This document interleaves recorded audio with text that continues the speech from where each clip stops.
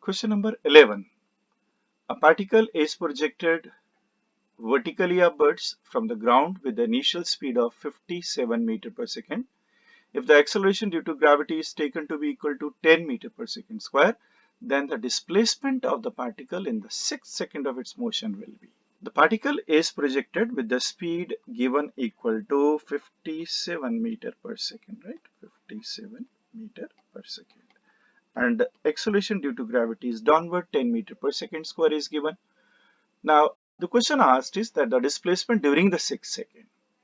Dear student, always be careful that in this interval of 1 second from t is equal to 5 to t is equal to 6, that is the 6th second, the particle velocity must not be 0. If it happens, then the distance is not equal to the displacement. That is the question here.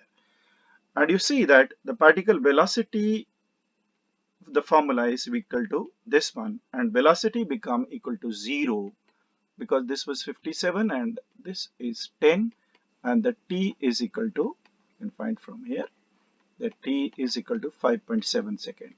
So at t is equal to 5.7 second, velocity is becoming 0, and that is exactly between t is equal to 5 second to t is equal to 6 second.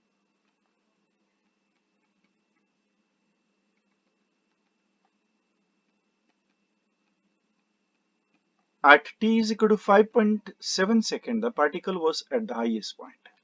Then it returns back.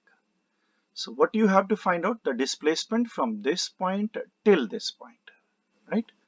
So the particle goes up till its velocity becomes 0, and then from 0 returns back to this spot.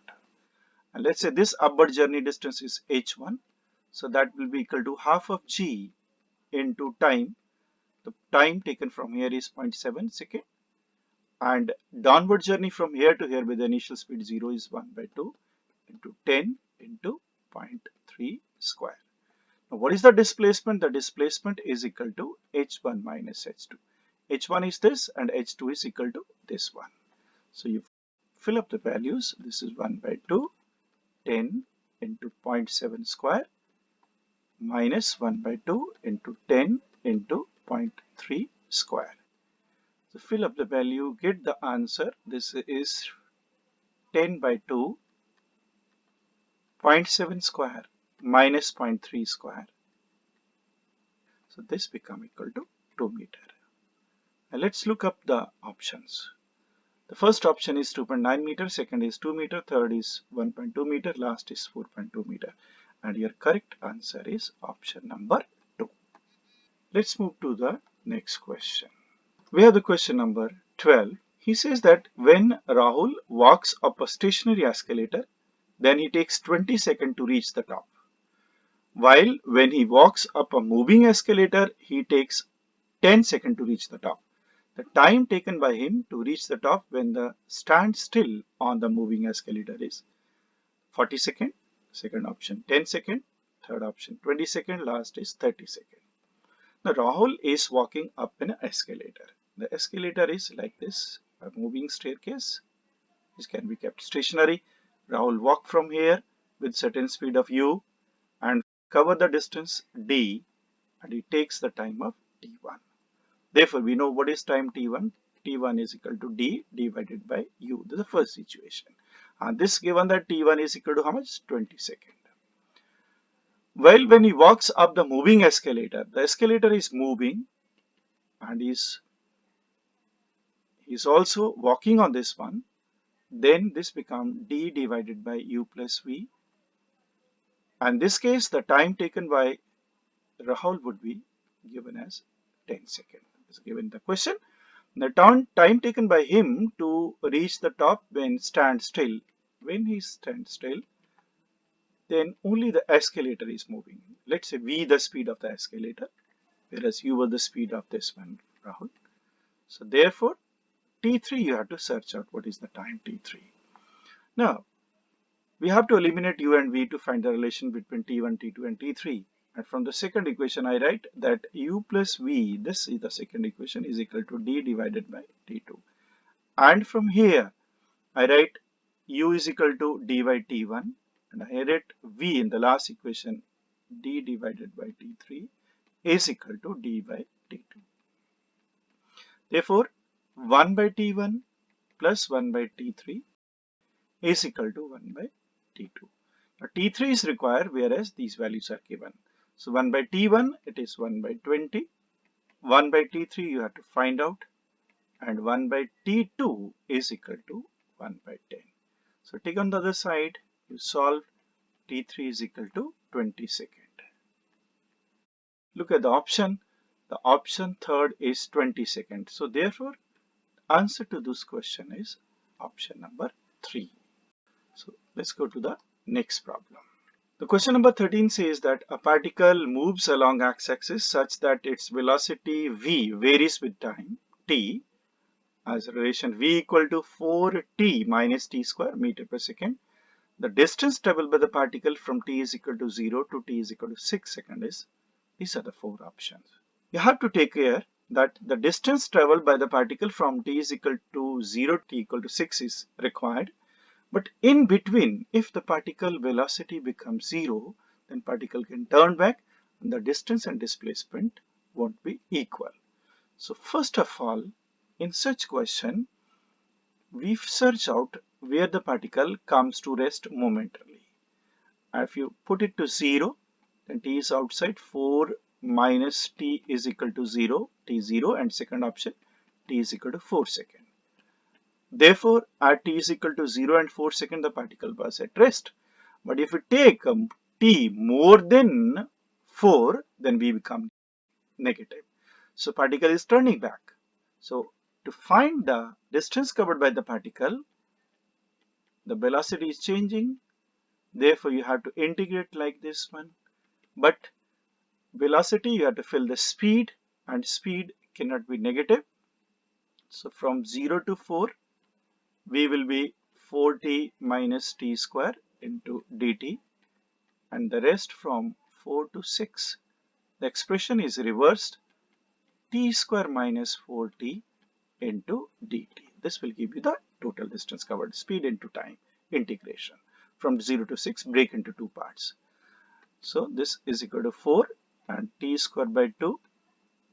The limits are from 0 to 4 minus t cube by 3, 0 to 4, and t cube by 3, 4 to 6, minus 4 t square by 2 is 4 to 6. Okay. Now fill up the values, upper limit and lower limits, and this comes to be 64 by 3. If you solve, this comes to be 21.33 meter. Therefore, the correct option is answer number 2. Dear student, let's move to the next problem. Question number 14 says, a stone starts falling freely under gravity. The time taken by the stone to fall through the initial height h is 4 seconds. The further time taken to fall through next to h height will be closest to first option 3 seconds, second is 5 seconds, third is 1 second, last is 6 seconds. A stone is released from certain point, let's say from this point, right? And t was equal to 0. Now what do you find? That it covered the height h, this is the height h, and the time is given equal to 4 seconds. Then further time taken by this to cover additional height of 2h from here to here, let's say this is 2h. How much time it will take to cover this much distance? This time is required. Let's say from here, from the starting point here, it takes total time till this point is say t prime. So in t prime with the initial speed 0, this body is coming under gravity. So under gravity it is covering the total height of 3h in time of t prime. So I write the equation for the free fall in the first case, that h is equal to half into g into t square. Therefore the t become equal to 2h by g because u was equal to 0 in this case. And for the entire motion, then h plus 2h total height, u was equal to 0, 1 by 2 g into t prime square. Therefore t prime is equal to 3h into 2, this becomes 6h divided by g root. To find the relation that t dash by t, if I divide, is coming equal to root 3. Therefore, t prime is equal to root of 3 of t. Now, the time from this point to this point is delta t, which is equal to t prime, the total time, minus the initial time, t. So this is root t, root 3t minus t, and t if taken out, so this is root 3 minus 1. And what was t was given equal to 4. So 4 into root 3 minus 1 second. If you solve, then delta t become equal to 4 into 0.732, and this become equal to 3 second. 3 second is your first option. So answer to this question is option number 1. Let's move to the next problem. Now question number 15 says that two cars A and B, they start from a same point at the same instant of time and move in the same direction. The variation of their respective velocity with time is indicated in the graph as shown in the figure. The time after their motion starts when the cars cross each other. So dear student, the graph is between the velocity and the time, and if you look for the car A is moving with the constant velocity, whereas the car B was initially at rest and it moves with a variable speed and it is accelerating, its slope is constant, so it has constant acceleration. And both start from the same spot. Let's say car A is here and car B is here, and this car start from here with the velocity of 3 meter per second. This is the constant velocity for the car A. The graph, the values at any time, this is 3 meter per second. I look for the car B. How will you find the acceleration for the car B? And if we take the slope here, now acceleration for the car B is v2 minus v1 over t2 minus t1, that's a slope. And v2 here velocity is how much? 3. And what is the initial velocity? If I take the initial point, this 0, and final time is 5, and the initial time is 0. So 3 by 5 meter per second square is the constant acceleration. Start from rest, and the distance for this one is accelerating, and let's say after t time both are at the same spot. What will happen later? This will cross because it has acceleration and its velocity is increasing. Then both covering A and B are covering equal distance at that time. After that, B will cross. So if SA is equal to SB, and how will you find what is SA? The distance covered by the first car in t second.